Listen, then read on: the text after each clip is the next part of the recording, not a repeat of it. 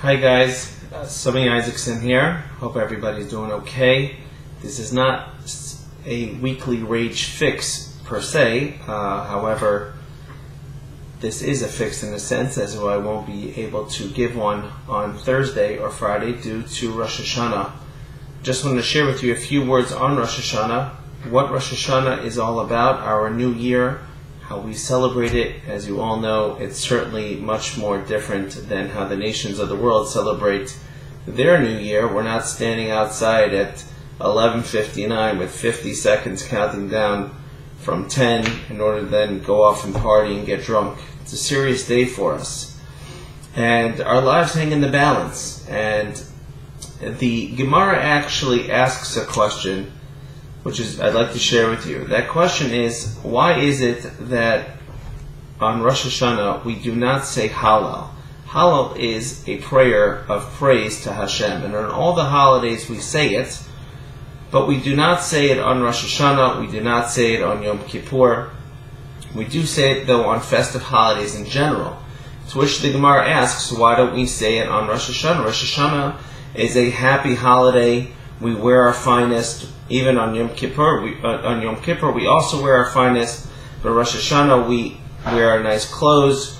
We make sure to enjoy it with festive meals. It's a halachic obligation for a person to be in a state of happiness and do whatever he can to infuse himself and the day with happiness. So, if so, why don't we say Hallel is the Gemara's question. And the Gemara gives an answer that at the same time, while it's a happy day, Hashem is sitting on His throne of judgment. Not the throne of mercy, but the throne of judgment. This is the time that Hashem judges us. So what was the Gemara's question, and what was the Gemara's answer? What was the Talmud's question? What was the Talmud's answer? The question was that everything about Judaism is about rejoicing. There's no such thing as a sad day. Even Tisha B'Av, as we pointed out in the past, is not a day of sadness, but rather it's a day of happiness. In the future, the day of Tisha B'Av will be a day of happiness for us, and therefore there's elements of happiness even on that day. Certainly Rosh Hashanah is a time that we're going to feel imbued and infused with a feeling, and we have trust that Hashem will assign us for a good life, and He'll seal us for a good life on Yom Kippur. So we should therefore say Hallel, to which the Gemara answers, it's not true. While it's true that it's a day of happiness, but at the same time, it's also a day of awe, which basically tells us that Rosh Hashanah is actually two-dimensional. There's the happy aspect, and then there's the aspect of we're supposed to have fear. The famous example is always given about the king, the beloved king of the people, who was coming to their town to visit them. Everybody felt two ways. On the one hand, everybody was very happy, and there was a big parade for the king, and there was a festive meal in his honor, and everybody got dressed in their finest. But at the same time, everybody knew that the king was going around to each and every single home, and asking each and every single individual privately, what is it that you do for me? How do you serve me? Why should I continue to allow you to live here? In what way is it that you give back to the town and to the people of the town? And we'll be standing there dressed in our finest, but our teeth will be chattering in fear, making sure that we actually have the right answers. Now we want to be able to tell the king, my loving king, this is what I do. I do this, I do that, all for the king. And that's what we want to be able to tell Hashem on Rosh Hashanah. At the same time, though, our knees will be knocking against each other out of this incredible fear. Once upon a time, a king meant somebody, if you wanted to, off with your head. And it was somebody that you feared. So that's what's happening with us in Rosh Hashanah. Certainly we celebrate, we go out, we have food, we have drinks. We don't go out, we go home, rather. We go out of shul. I meant we go home, we have drinks, and we are dressed in our finest, and we are happy. But at the same time, while we're in shul, Hashem knows that each and every single one of us is expected of Him to answer the question of, what do you do for Hashem? Why should Hashem give you life this year? And the books of who will live and who will die are actually open in front of Him. And we want to make sure that we get inscribed into the book of life.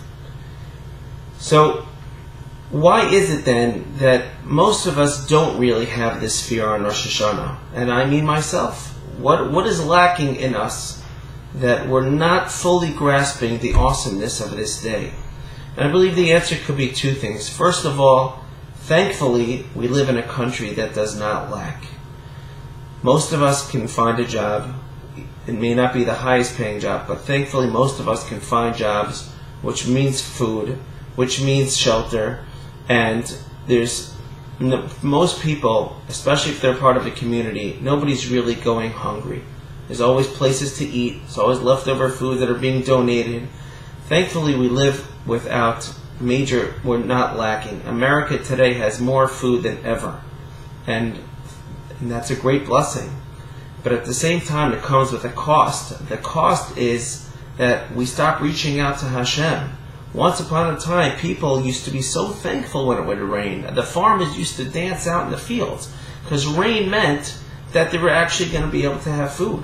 And pre-World War I Europe, back in the days, when every single month they would pray to Hashem for parnasa, for sustenance, it wasn't a single month that the women who were in synagogue didn't break down crying because they really were wondering how they were going to feed their children. Thankfully today, though, the situation is not the same, and we are able to feed.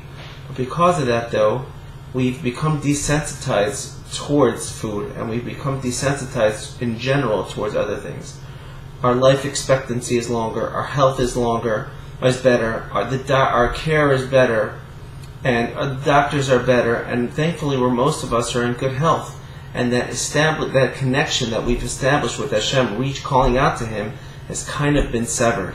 And therefore we don't really feel Hashem as much as we should. That's reason number one. I'm trying to still keep this a little shorter. Reason number two that I want to share with you is, which is more in tune to Rosh Hashana, is that we don't really realize what's really happening in the heavens on the day of Rosh Hashana.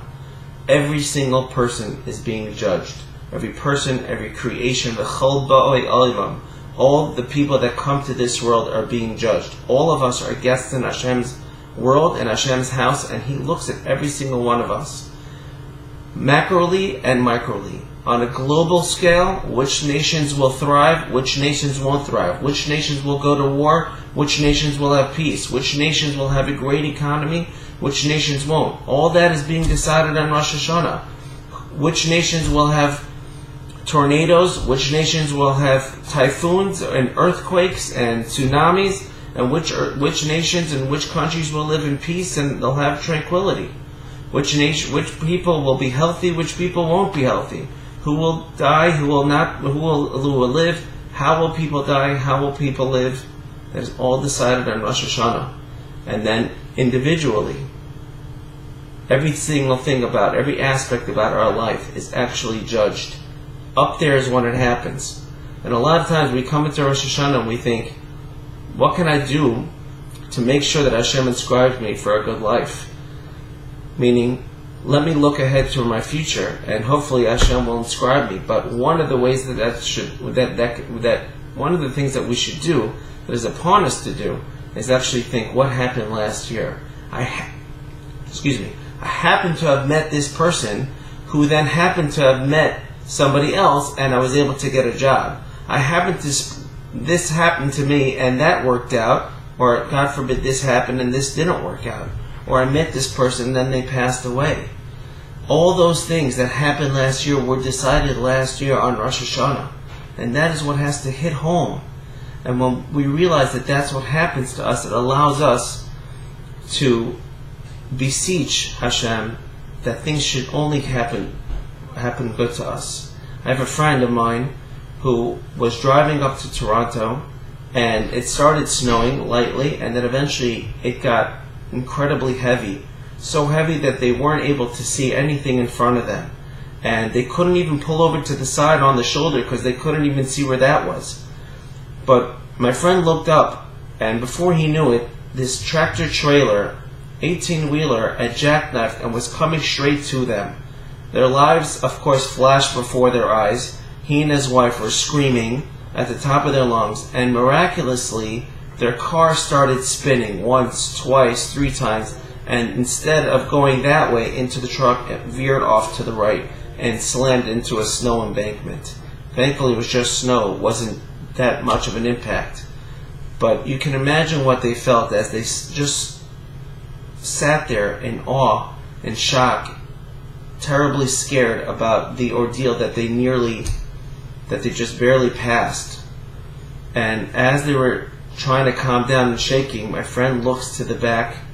He looks and he sees his 2-year-old daughter in her car seat, sound asleep, completely oblivious to the danger that had just passed them by.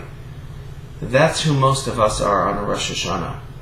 We come into shul, we talk, we're happy, we say a few prayers, of course, but we're completely oblivious to what's actually going on upstairs in heaven. And Rosh Hashana, therefore, is a time for us to renew our relationship with Hashem. We renew our relationship with Hashem by doing extra good deeds, extra mitzvahs. In every mitzvah that we do, we connect a string between us and Hashem, with makes that connection. And yes, it's just a string, but how do you get a really strong rope to make a real connection? You keep adding strings, and slowly those weak little strings turn into one solid rope, and when you keep intertwining them. And every mitzvah that we do, and every way that we recognize that Hashem is actually the King, that allows us to have that frame of mind. Hashem is my King, and thereby I am His servant.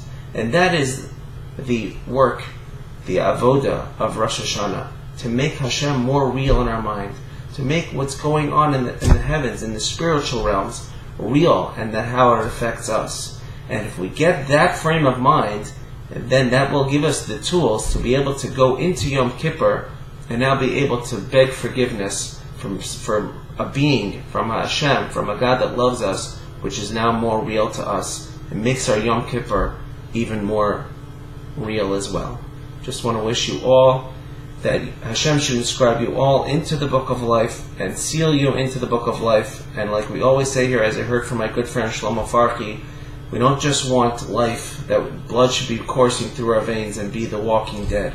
No, we want a life of living, a life of ideals, a life of goals, a life of striving higher and going for greater heights. And I know I said that twice. And but life, real life, we want to grab life by the horns and make the best of it. So Hashem should inscribe you all, seal you all. Have a great Rosh Hashanah. We'll talk to you next week.